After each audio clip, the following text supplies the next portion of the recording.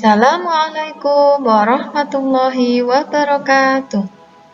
Bagaimana kabar anak-anak semua? Semoga anak-anak dalam keadaan sehat selalu.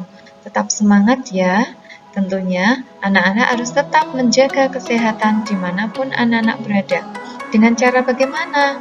Yaitu dengan cara 3M. Memakai masker, sering mencuci tangan, dan menghindari kerumunan. Oke, sebelum kita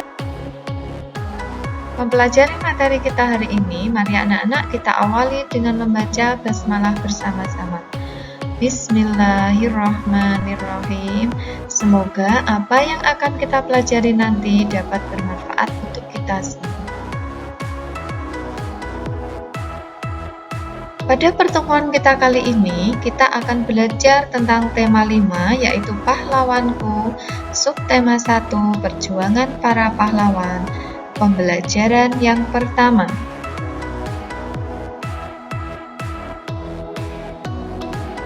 Sebelum kita mempelajari materi lebih jauh, anak-anak harus tahu terlebih dahulu apa tujuan pembelajaran kita kali ini. Dalam materi kita kali ini memuat 3 muatan pelajaran. Yang pertama yaitu IPS. Nah, kita akan mempelajari tentang tokoh dan peninggalan pada masa kerajaan Hindu, Buddha, dan Islam. Kemudian muatan pelajaran yang kedua yaitu bahasa Indonesia. Kita akan mempelajari tentang bagaimana cara menjawab pertanyaan berdasarkan teks bacaan. Dan yang terakhir muatan pelajaran IPA yaitu mempelajari tentang penerapan sifat-sifat cahaya.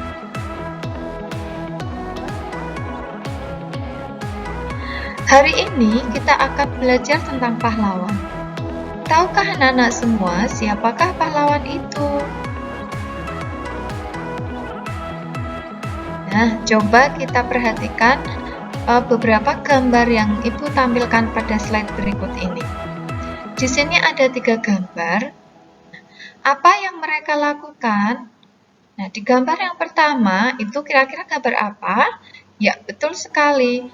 Mereka sedang menjenguk teman mereka yang sakit. Kemudian di gambar yang kedua, ada 2 orang anak yang sedang melakukan apa? Menanam pohon. Dan gambar yang ketiga, yaitu menolong teman yang jatuh dari sepeda. Bagaimana pendapatmu mengenai hal itu? Ya, tiga perbuatan tersebut merupakan atau mencerminkan sikap kepahlawanan. Hal baik apa yang bisa kamu contoh? Nah, kita bisa mencontoh dari sikap-sikap tersebut, peduli terhadap orang lain dan peduli terhadap lingkungan. Bisa kita terapkan dalam kehidupan kita sehari-hari.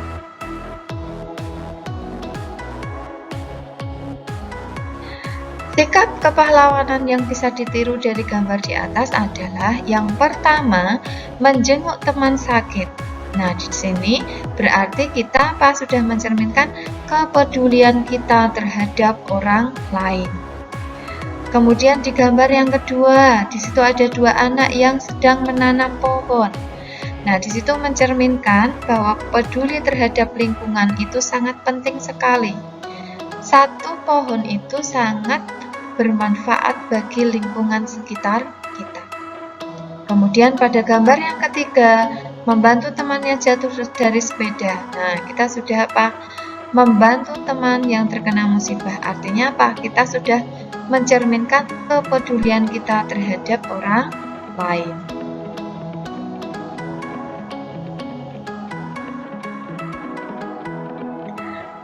Nah, dari gambar-gambar yang sudah kita lihat tadi, kemudian siapa toh pahlawan itu? Nah, pahlawan adalah orang yang sangat berjasa, berani, dan penuh pengorbanan bagi bangsa, negara, dan agama. Pahlawan juga merupakan seseorang yang gagah berani karena mereka telah rela mempertaruhkan nyawa untuk kemerdekaan. Rasa cinta tanah air dan bangsa ditunjukkan dengan cara yang berbeda. Perjuangan dilakukan oleh para pendidik yang mendirikan sekolah-sekolah rakyat untuk mencerdaskan bangsa. Perjuangan dilakukan juga oleh para diplomat yang berjuang menekan kedudukan pihak penjajah di meja diplomasi. Perjuangan dilakukan juga oleh para pengelola surat kabar dan radio untuk membangkitkan rasa cinta tanah air dan mengorbankan semangat perjuangan kepada masyarakat. Bahkan, perjuangan juga dilakukan oleh para seniman dan budayawan melalui lagu-lagu perjuangan ciptaan mereka. Nah, melihat penjelasan tersebut, lalu bagaimana kita sebagai pelajar untuk menyikapinya? Ya, anak-anak bisa melakukannya. Nah, sekarang ini anak-anak sebagai pelajar, tentunya apa yang bisa kita lakukan? Betul sekali, kita harus belajar dengan giat untuk memerangi kebodohan.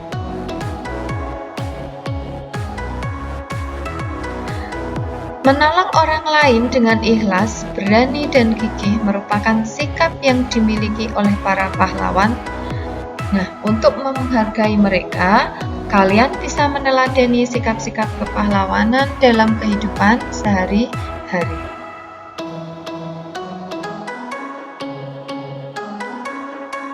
Sikap kepahlawanan yang kita lakukan atau kita tiru dalam kehidupan kita sehari-hari itu tidak lepas dari apa? Keteladanan yang diberikan oleh para tokoh-tokoh pendahulu kita. Siapa saja tokoh pada masa kerajaan Hindu, Buddha, dan Islam, serta apa saja peninggalannya? Nah, untuk lebih jelasnya, mari kita simak slide berikutnya.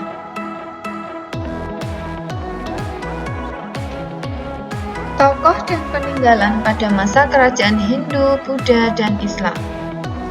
Di sini akan kita tampilkan beberapa tokoh beserta peninggalan kerajaan Hindu, Buddha, dan Islam beserta sikap kepahlawanannya. Yang pertama ada Raja Mulawarman. Raja Mulawarman yaitu sebagai raja dari kerajaan Kutai. Beliau adalah pemeluk agama Hindu yang terkenal baik budi. Nah, bentuk perjuangannya seperti apa? Raja Mulawarman pernah menyedekahkan 20.000 ekor sapi kepada kaum Brahmana. Nah, peninggalannya berupa prasasti Yupa. Sikap kepahlawanan yang bisa kita tiru diantaranya yaitu 1. Adil dan bijaksana. Kemudian yang kedua, taat menjalankan ajaran agama serta mencintai rakyatnya. Dan yang ketiga adalah sikap dermawan.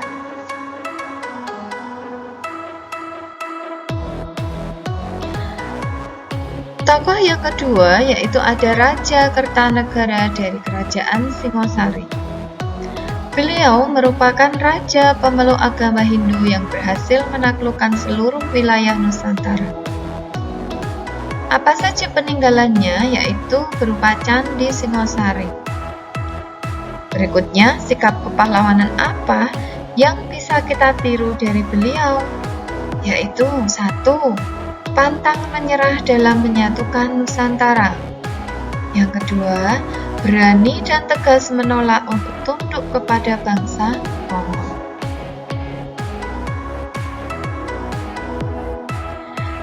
Tokoh yang ketiga yaitu ada Raja Balaputra Dewa dari Kerajaan Sriwijaya. Raja Balaputra Dewa merupakan raja pemeluk agama Buddha yang berhasil membuat kerajaannya sebagai pusat perdagangan, pelayaran, pendidikan, dan penyebaran agama Buddha di Nusantara. Nah, berikut adalah peninggalan dari Kerajaan Sriwijaya, yaitu ada prasasti Kedukan Bukit. Sikap kepahlawanan apa yang bisa kita tiru atau kita teladani dari beliau? Yaitu yang pertama, jujur dan disiplin dalam memimpin rakyatnya. Yang kedua, adil dan bijaksana dalam menegakkan hukum. Tokoh yang keempat yaitu Sultan Iskandar Muda dari Kerajaan Aceh. Raja pemeluk agama Islam atau Sultan Iskandar Muda ini merupakan raja pemeluk agama Islam yang berhasil membuat kerajaan Aceh mencapai pada puncak kejayaannya. Nah, berikut ini adalah gambar peninggalan dari Kerajaan Aceh, yaitu ada Masjid Raya Baitur Rahman. Sikap kepahlawanan apa yang bisa kita teladani dari beliau? Yang pertama, yaitu adil dalam menegakkan hukum. Yang kedua, selalu mengutamakan kesejahteraan rakyatnya.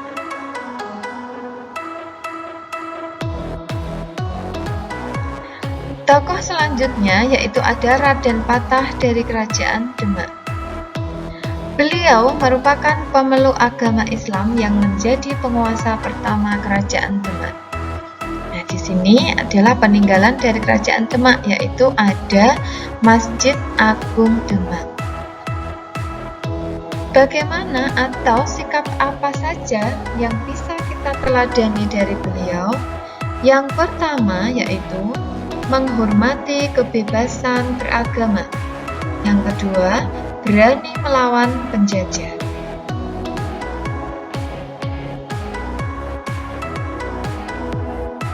Nah, untuk selanjutnya kita akan belajar bagaimana cara menjawab pertanyaan berdasarkan teks bacaan.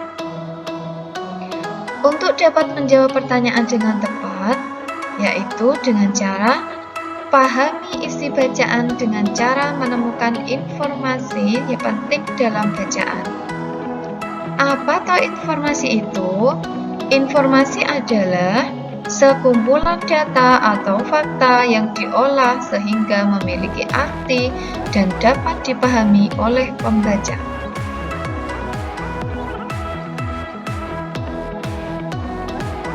Nah, bagaimana cara menjawab pertanyaan dan mengolah informasi dari teks? Yaitu kita bisa menggunakan kata tanya. Kata tanya itu ada apa saja? Nah, yang pertama yaitu apa?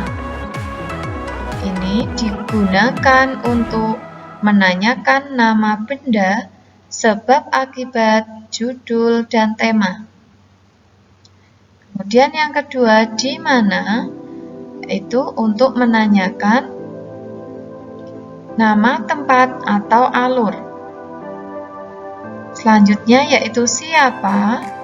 Yaitu untuk menanyakan nama tokoh.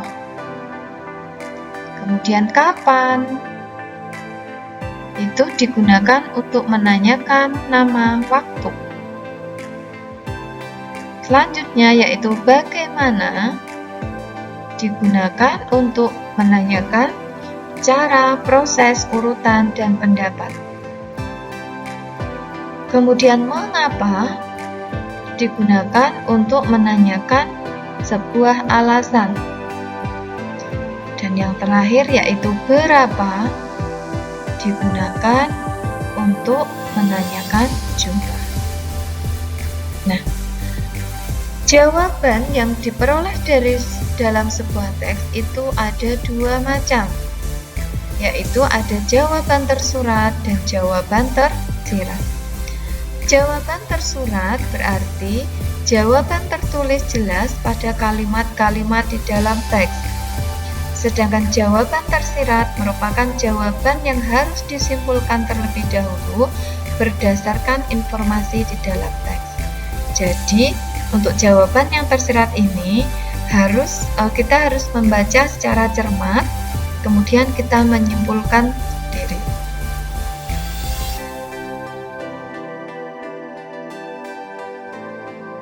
Nah, tokoh-tokoh pada zaman dahulu ketika mereka berperang melawan penjajah. Nah, kira-kira kenapa mereka bisa melihat para penjajah tersebut? Atau contohnya, kenapa kita bisa melihat benda-benda yang ada di sekitar kita? Jawabannya betul sekali, karena cahaya dari benda itu memantul ke mata. Nah, yang akan kita bahas selanjutnya yaitu tentang pengertian cahaya dan sifat-sifatnya. Apa pengertian cahaya itu? Cahaya merupakan energi yang berbentuk gelombang elektromagnetik yang secara kasat mata dengan memiliki panjang gelombang sekitar 380 hingga 750 nm. Dalam bidang fisika, cahaya merupakan radiasi elektromagnetik, baik itu dengan panjang gelombang kasat mata maupun yang tidak kasat mata. Nah, sifat cahaya sebuah benda dapat dilihat karena adanya cahaya yang memancar atau dipantulkan dari benda tersebut, kemudian sampai ke mata. Jadi, kita tidak akan bisa melihat benda-benda ketika di sekeliling kita itu gelap gulita. Contohnya ketika mati lampu, kita pasti akan bingung untuk melihat benda-benda di sekitar kita.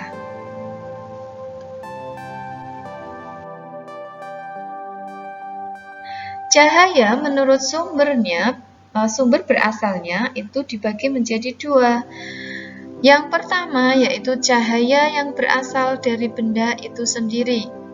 Contohnya matahari, kemudian ada lampu, ada lilin. Yang kedua, cahaya yang memancar dari benda akibat memantulnya cahaya pada permukaan benda tersebut dari sumber cahaya. Nah, contoh di sini adalah ketika terjadinya pelangi. Nah, Anda bisa lihat di gambar ini, yaitu proses terjadinya pelangi.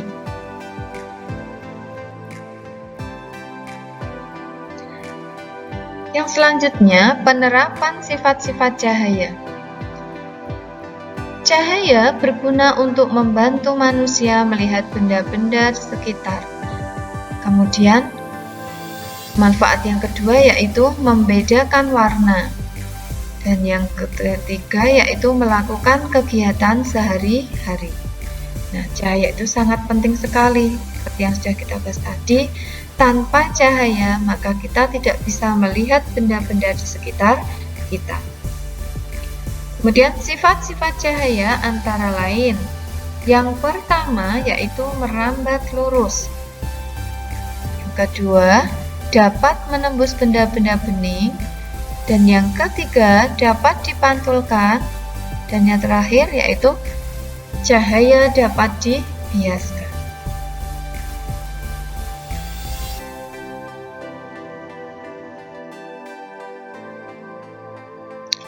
Percobaan sifat-sifat cahaya. Yang pertama, cahaya merambat lurus. Nah, ini bisa kita lihat. Contoh cahaya merambat lurus itu di sini ada gambar menara mercusuar.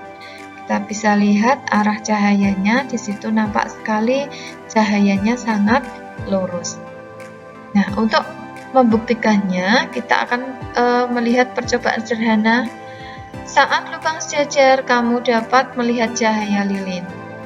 Tetapi saat karton tersebut digeser dan tidak sejajar, kamu tidak dapat melihat cahaya lilin.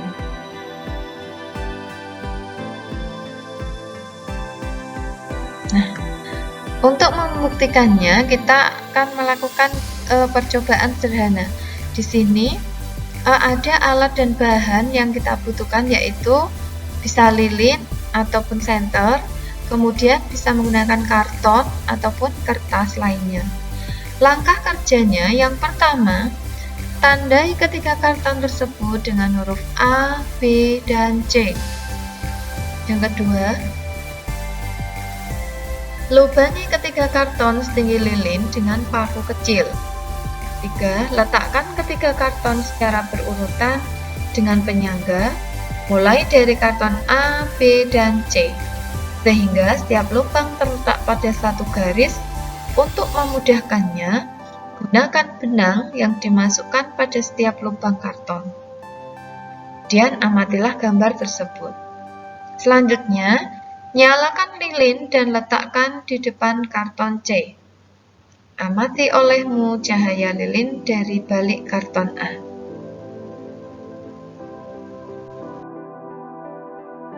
Nah, selanjutnya, mari kita saksikan video tentang sifat cahaya merambat lurus.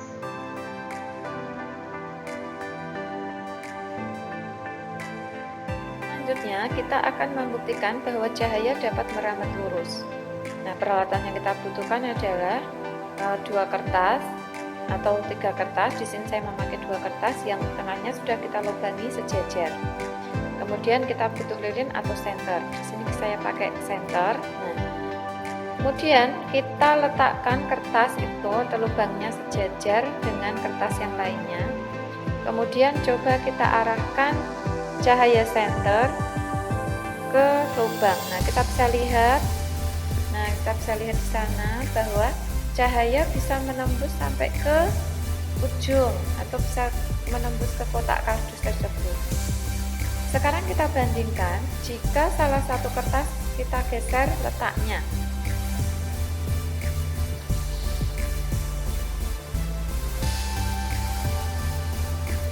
Nah, apa yang terjadi?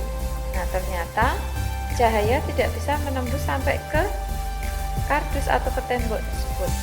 Nah, hanya bisa menembus sampai ke kertas yang kedua. Nah, ini membuktikan bahwa cahaya itu merambat lurus.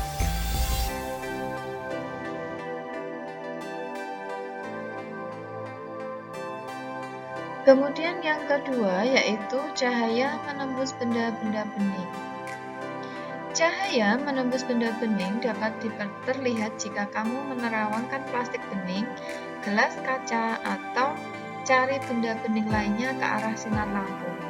Sinar tersebut dapat kita lihat karena cahaya dapat menembus benda bening.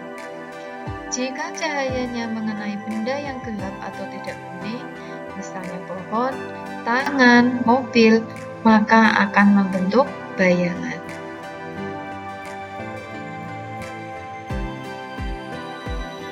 Nih, bisa kita amati gambar di sini. Nah, di sini kita bisa melihat ikan di dalam akuarium yang di situ ada airnya. Kenapa bisa kita melihat ikan yang ada di dalam gelas ini? Karena cahaya bisa menembus benda bening atau bisa menembus gelas tersebut. Kemudian gambar yang di sampingnya bisa kita lihat di situ. Cahaya dari senter bisa menembus melalui gelas bening sehingga menembus sampai ke karton yang ada di sebelahnya.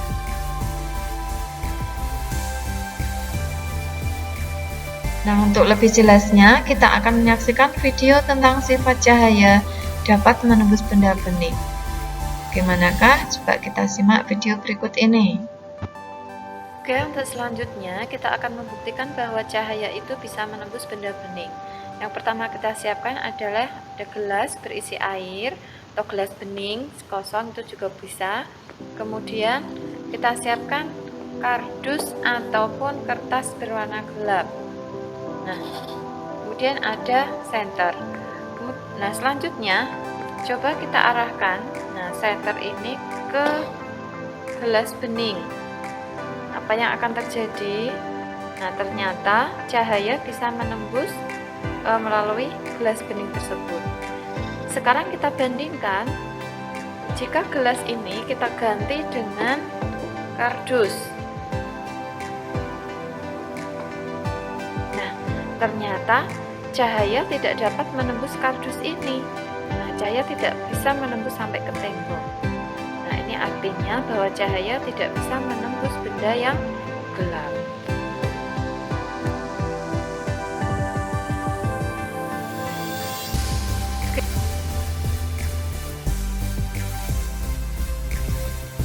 Sifat yang ketiga yaitu cahaya dapat dipantulkan. Pernahkah kalian mengamati benda di sekitar kalian? Kenapa benda-benda tersebut dapat dilihat oleh mata kita?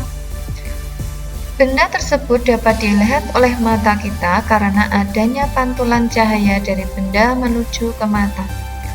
Gejala tersebut berkaitan dengan adanya pemantulan sinar atau cahaya. Coba kamu sorotkan sinar senter ke dinding kamarmu yang gelap itu. Kamu akan melihat cahaya senter dipantulkan baur atau tidak teratur oleh dinding. Mengapa demikian? Sekarang lakukan kegiatan berikut di depan cermin. Lihatlah dirimu melalui cermin. Kamu dapat terlihat di cermin karena cahaya yang berasal dari dirimu dipantulkan ke cermin. kemudian oleh cermin dipantulkan kembali ke mata. Hal ini merupakan salah satu sifat cahaya, yaitu cahaya dapat dipantulkan jika mengenai suatu permukaan. Nah, pemantulan cahaya itu dibedakan menjadi dua. Yang pertama yaitu pemantulan teratur. Pemantulan teratur merupakan pemantulan pada permukaan objek atau benda pantulan yang rata seperti pada cermin, sehingga sinar pantul sejajar dan teratur. Nah, bisa kita lihat gambar di sini yaitu contoh garis-garis yang dibentuk oleh pemantulan teratur. Kemudian yang kedua yaitu pemantulan tidak teratur. Pemantulan tidak teratur atau biasa disebut dengan pemantulan difus. Artinya, pemantulan tidak teratur yaitu pemantulan pada permukaan benda pantulan tidak rata, sehingga sinar pantul terpantul ke segala arah dan tidak teratur. Nah, bisa kita lihat di sini contoh pemantulan tidak teratur. Nah, garis-garis bayang atau garis-garis sinar yang terbentuk, nah, bisa kita lihat pada gambar tersebut.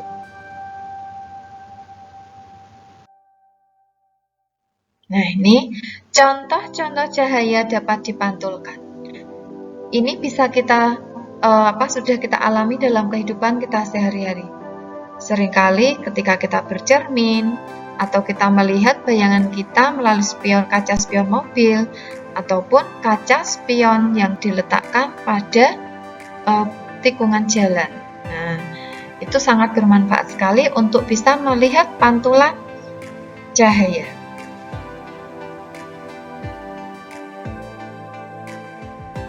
Nah, selanjutnya kita akan melihat atau menyaksikan video tentang sifat cahaya, bahwa cahaya itu dapat dipantulkan. Coba kita simak video berikut ini. Oke, selanjutnya kita akan membuktikan bahwa cahaya itu dapat dipantulkan. Di sini kita butuh cermin datar. Nah, coba kita arahkan wajah kita ke dalam cermin. Nah, di sini kita bisa amati, kita bisa melihat pantulan bayangan kita di dalam cermin. Nah, dari sini bisa membuktikan bahwa cahaya itu dapat dipantulkan.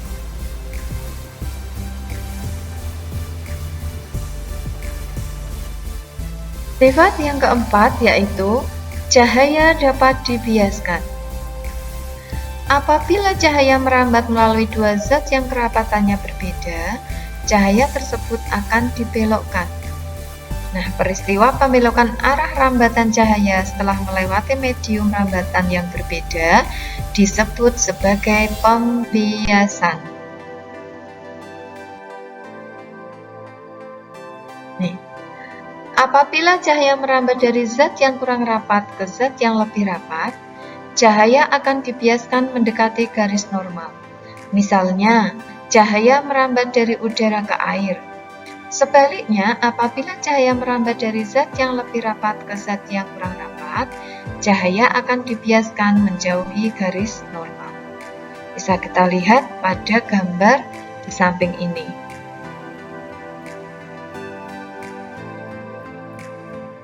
Ini contoh dalam kehidupan sehari-hari yang sering kita alami. Di sini ada gambar pensil. Nah, ketika pensil dimasukkan ke dalam gelas yang berisi air, bayangan yang terbentuk, nah di sini kita bisa melihat yaitu pensil akan terlihat seperti patah atau dibolokkan.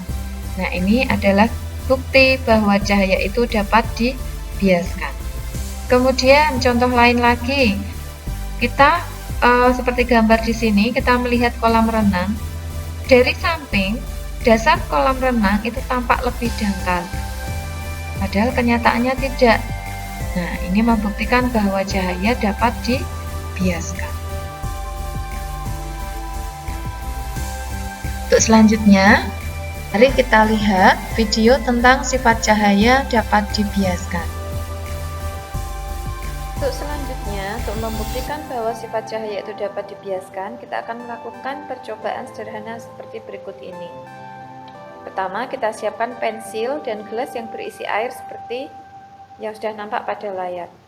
Nah, kemudian pensil ini akan kita masukkan ke dalam gelas yang sudah kita isi dengan air. Coba kita amati apa yang akan terjadi. Nah, ternyata pensil yang kita masukkan ke dalam gelas yang berisi air itu nampak bengkok. Berarti ini membuktikan bahwa sifat cahaya itu dapat dibiaskan. Setelah menyaksikan beberapa tampilan video tersebut, semoga apa yang kita pelajari hari ini bisa bermanfaat untuk kita semuanya. Yang pertama tadi apa? Anak-anak harus bisa meneladani contoh-contoh sikap kepahlawanan dari tokoh-tokoh yang terdahulu. Seperti apa contohnya? Berani, bertanggung jawab, disiplin, peduli terhadap sesama. Nah, kemudian apa yang sudah kita pelajari itu bisa kita terapkan dalam kehidupan kita sehari-hari. Kurang lebihnya Ibu mohon maaf. Kita akhiri pertemuan kita kali ini dengan baca hamdalah bersama-sama. Alhamdulillahirabbil alamin. Wal afu minkum. Wassalamualaikum warahmatullahi wabarakatuh.